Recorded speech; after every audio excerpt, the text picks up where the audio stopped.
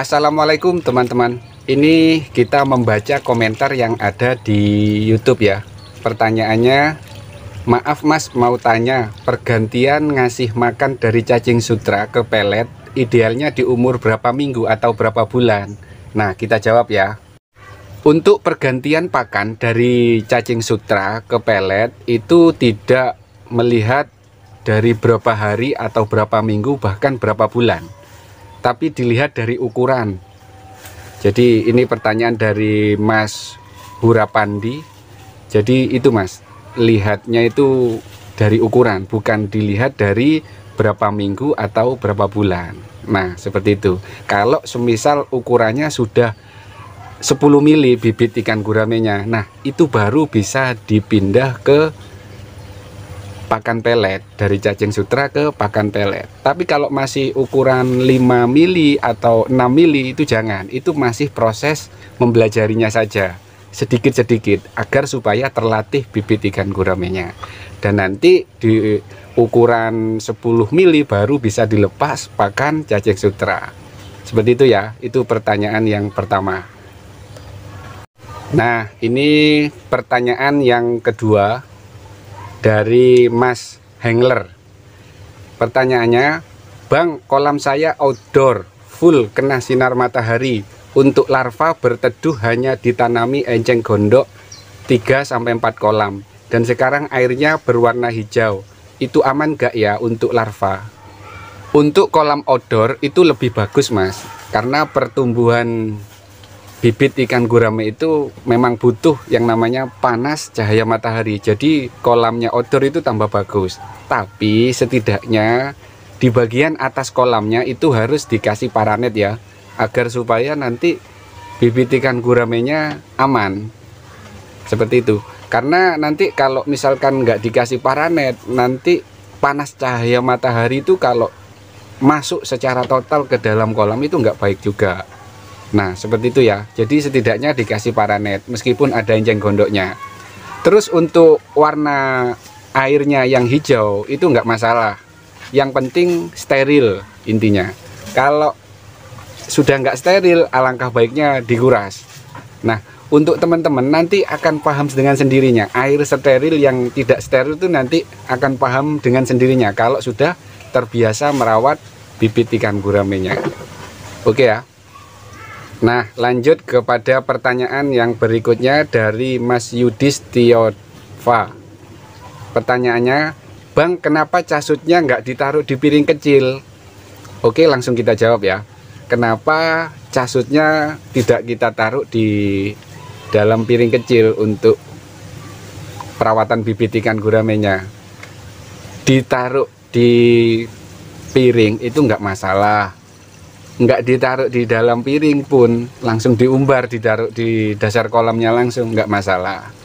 Untuk punya saya sendiri rata-rata nggak pakai piring ya, jadi langsung. Jadi ketika kita memberikan pakan cacing sutra kepada bibit ikan guramenya, itu langsung kita tebar aja cacing sutranya ke kolamnya. Tapi kalau dikasih piring juga nggak masalah juga. Nah seperti itu ya. Oke, lanjut kepada pertanyaan dari Mas Aveu Story. Pertanyaannya, itu serokan pas di ember dikecerok-kecerok gitu atau diangkat tenggelamkan itu supaya apa? Nah langsung kita jawab ya. Jadi ketika kita mensortir bibit ikan gurame, bak sortirnya ketika ada bibitnya kita kecerok-kecerokkan seperti itu, tujuannya agar supaya bibit ikan gurame yang ada di dalam bak sortir itu keluar dengan mudah, tapi dengan penuh kehati-hatian ya, intinya seperti itu. Jadi tujuannya kita kecerok-kecerokkan agar supaya bibit ikan gurame yang harusnya keluar itu biar cepat segera keluar dari bak sortir. Itulah cara mensortir bibit ikan guramenya. Terus lanjut lagi kepada pertanyaan dari Mas Loka. Pertanyaannya, makanan untuk burayak gurame apa bang? Langsung kita jawab ya. Makanan untuk burayak gurame yang paling bagus itu adalah cacing sutra. Jadi makanan untuk larva atau burayak gurame itu cacing sutra mas. Kalau misalkan ada kutu air nggak masalah, dikasih kutu air, tapi lebih enak, lebih mudah didapatnya itu cacing sutra. Selain nutrisi yang terkandung di dalam cacing sutra itu bagus, nah kita juga mudah untuk mencari atau membeli cacing sutranya. Jadi makanan larva atau burayak gurame itu cacing sutra, Mas. Oke, lanjut kepada pertanyaan berikutnya dari Mas Sony. Pertanyaannya, Bang, dari larva saya mau tebar 10.000 ekor. Kira-kira butuh kolam berapa meter untuk sampai ukuran silet? Untuk penebaran larva 10.000 itu alangkah baiknya untuk kolam itu harus sedikit longgar ya, setidaknya 5 kali 5. Jadi luas kolamnya itu 5 meter kali 5 meter. Itu untuk larva 10.000. Itu ideal. Tapi kalau misalkan kita punya kolam 3 kali 3, misalkan 3 meter kali 3 meter, kemudian kita tebari 10.000, apakah nggak masalah? Nggak masalah juga. Yang penting intinya harus menguasai air intinya. Ketika kita merawat bibit ikan gurame, kita harus menguasai air. Kalau kita nggak mampu menguasai air, mending sedikit saja, cari aman. Jadi kalau idealnya kita jawab, idealnya untuk 10.000 ekor itu 5 kali 5 itu ideal. Oke, langsung lanjut kepada pertanyaan yang berikutnya dari Mas Kasmat Solikin. Pertanyaannya, Mas Bro, kalau pembenihan di dalam ruangan bisa gak tanpa kena sinar matahari langsung? Oke, langsung kita jawab ya. Untuk pembenihan bibit ikan gurame di ruangan indoor ya, atau tertutup tanpa terkena sinar matahari, itu kurang bagus. Kurang bagus. Setidaknya itu harus ada pencahayaan ya. Kalau misalkan di dalam ruangan ya harus dikasih pencahayaan. Setidaknya di atap rumah itu dikasih lubang agar supaya cahaya sinar matahari bisa masuk. Yang jelas seperti itu, karena bibit ikan gurame butuh pencahayaan, butuh penerangan, fotosintesis untuk pertumbuhan daripada bibit ikan guramenya itu sendiri. Oke, langsung lanjut kepada pertanyaan dari Mas Teddy Chan. Pertanyaannya, izin Mas, apakah sebelum masuk ke kolam kakinya dicuci dulu biar steril? Oke, langsung kita jawab ya. Iya, harus Mas. Meskipun kaki pun ketika kita mau nyebur ke dalam kolam pembenihan ikan gurame itu harus dicuci. Harus steril pokoknya. Tujuannya agar supaya nanti aman intinya. Kadang-kala kan kita meremehkan. Kadang-kala sumber daripada penyakit itu datangnya dari mana kan kita nggak tahu, kita remehkan. Kita nggak cuci kaki, kemudian kita masuk ke dalam kolam, kemudian kenapa kok tiba-tiba ikannya banyak yang mati, padahal itu dari kaki kita, yang mana kaki kita asal muasalnya kita nggak tahu jalannya kemana, habis kena minyak atau kena oli kan kita nggak tahu. Nah itulah masuknya daripada penyakit yang bisa masuk ke dalam kolam pembenihan ikan gurame kita. Alangkah baiknya itu harus dicuci kakinya, jaga-jaga ya. Tapi kalau misalkan siap nanggung resiko ya nggak masalah, nggak usah cuci kaki, udah aja langsung masuk.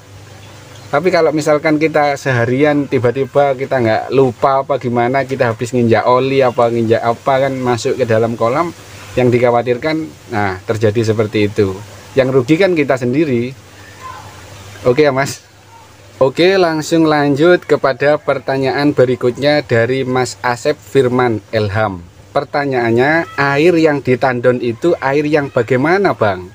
Nah, air yang ditandon itu air yang menginap. Jadi air yang sudah kita simpan sebelumnya, setidaknya seminggu kita simpan air itu di dalam kolam kosong, kemudian kita isi air. Nah, kita simpan di sana air itu yang disebut dengan air tandon, air yang sudah menginap. Air bagus itu Mas. Jadi untuk mengganti air bibit ikan gurame atau larva dengan air yang ditandon seperti itu, atau air yang sudah menginap. Oke ya Mas. Oke, ini yang terakhir ya, pertanyaan dari Tangula Metung namanya. Pertanyaannya, Semua yang diterangkan di video sudah saya lakukan, hasilnya nol, ikannya tetap pada tewas, katanya ini masnya. Loh, tewasnya kenapa mas? Kan ini kan kita menyampaikan di dalam video, yang mana video itu membahas tentang cara mengobati bibit ikan gurame yang terkena jamur. Nah, itu seperti apa mas? Caranya itu loh seperti apa kok bisa tewas semua? Wong punya kita itu loh hidup. Nah, gini ya, harus dipahami dulu seluk-beluknya, karena setiap daerah itu nggak sama, suhunya itu nggak sama, cuacanya itu nggak sama. Antara daerah kita Jember aja dengan Banyuwangi sudah nggak sama, apalagi sampai luar daerah yang jauh. Nah, masnya sendiri dari mana? Nah, seperti itu. Jadi yang pertama untuk ngobati bibit ikan gurame yang terkena jamur itu harus instan, nggak boleh ditinggal-tinggal itu kalau terkena jamur. Nah, seperti halnya yang kita terapkan kepada video sebelumnya, itu sembuh mas, sembuh ya, meskipun ada sebagian yang tewas ada, cuman saya nggak melebih-lebihkan, nggak mengurangi juga. Jadi itu cara mengobatinya itu ya kita harus intens sesuai dengan yang kita terapkan yang ada di video itu. Kita mengobatinya pakai garam, kita mengobatinya pakai super tetra. Nah itu intinya gini. Kalau misalkan kita mengobati bibit ikan gurame yang terkena jamur, apalagi jamur Aeromonas, harus dipisah. Harus dipisah secara banyak, jangan dicampur ikannya. Itu cara mengobati yang paling efisien, yang paling bagus ya. Jadi kalau misalkan kita punya bibit ikan gurame 20.000 terkena jamur, nah itu harus dipisah jadi berapa kolam, harus banyak kolam. Jangan kita campur satu kolam 20.000 kita obati, kurang maksimal. Jadi seperti itu mas ya, harus dipisah secara banyak intinya. Kalau kita merawat bibit ikan gurame yang terkena jamur atau bakteri itu harus dipisah secara banyak. Kita harus punya kolam banyak. Kalau misalkan bibitnya 20.000, kalau bibitnya 500 ekor yang terkena jamur, nah setidaknya itu dipisah menjadi 2 kolam. Kolam misalkan 3 meter ya kan, kita pisah menjadi 250-an aja. Cepat sembuh nanti, jangan langsung dicampur semua. Rawan kalau kita mengobati bibit ikan gurame yang terkena jamur itu, kemudian masih tetap kita campur. Rawan kalau kita nggak inten. Kalau di video kita kan kita campur, kita tetap, karena kita inten, kita pantau terus. Jadi setelahnya kita obati, kita pantau, kita obati, kita pantau terus, siang dan malam kita pantau. Akhirnya bibit ikan guramenya aman. Selamat teman-teman. Oke ya teman-teman, jadi terima kasih sudah menonton video ini. Semoga video ini bisa sedikit bermanfaat ya, khususnya untuk teman-teman yang mau usaha pembibitan ikan gurame. Jadi ini sekedar saran, usaha itu memang harus selalu dibarengi dengan rezeki ya. Kadangkala rezeki kita sekian, kemudian kita mintanya sekian, kan nggak sesuai, karena sudah ditakar, rezeki kita itu ditakar. Jadi yang penting kita ikhtiar aja intinya, ikhtiar, berusaha, berdoa. Masalah rezeki kan sudah diatur kan. Nah yang penting kita berusaha aja. Nah seperti itu. Terus ini di bulan 6 sama bulan 7 ini jangan tebar bibit ikan gurame larva apa, jangan. Ini bulan 6 bulan 7 itu jangan, kalau nggak terbiasa. Tapi kalau sudah terbiasa merawat bibit ikan gurame nggak masalah. Tapi kalau masih belum terbiasa merawat bibit ikan gurame, jangan tebar bibit gurame di bulan 6 bulan 7 seperti sekarang ini. Jangan, amblas nanti, nggak jadi ikan, nanti jadi peyek. Seperti itu ya. Sambil ngopi dulu teman-teman. Nah ini ngopi.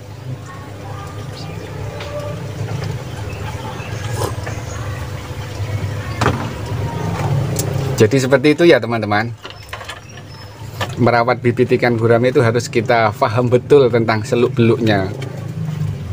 Kalau kita nggak paham betul dengan seluk-beluknya, Ini ya, ada ini sedikit cerita. Di daerah kita, itu teman kita, itu yang sudah puluhan tahun merawat bibit ikan gurame. Kemarin tuh amblas, 27.000 itu amblas semua. Ukuran silet, mati semua. Kenapa seperti itu? Nah, padahal itu sudah senior, udah puluhan tahun merawat bibit ikan gurame. Tapi mati semua, 27.000 ukuran silet. Berapa puluh juta uangnya itu mati semua. Ini yang mau kue, yang mau jajan. Nah seperti itu teman-teman. Padahal itu sudah puluhan tahun ya, merawat bibit ikan gurame itu sudah puluhan tahun, udah senior lah. Tapi cuman kemarin mati 27.000. Itu yang senior, apalagi yang kayak saya yang kayak gini kan. Yang senior aja yang puluhan tahun bibit ikan guramenya mati semua, 27.000. Udah mau dipanen mati semua.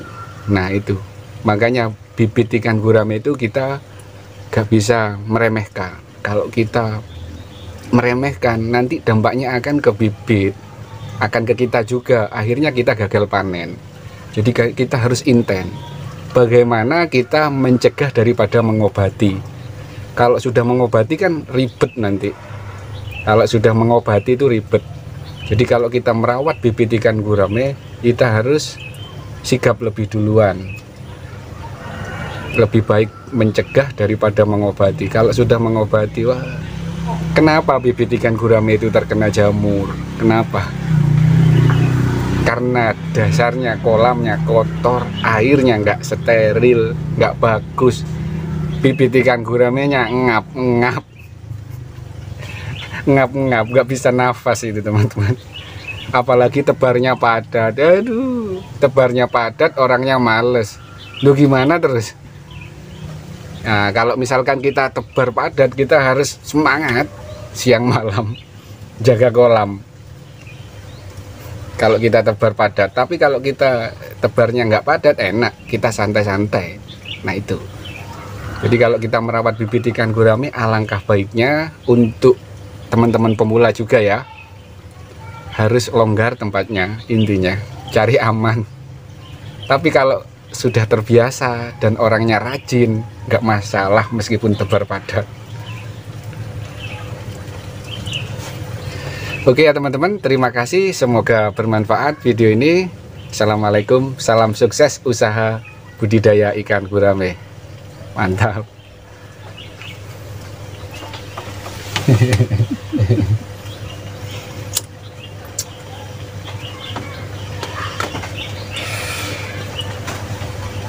Kopi ini mas, kopi.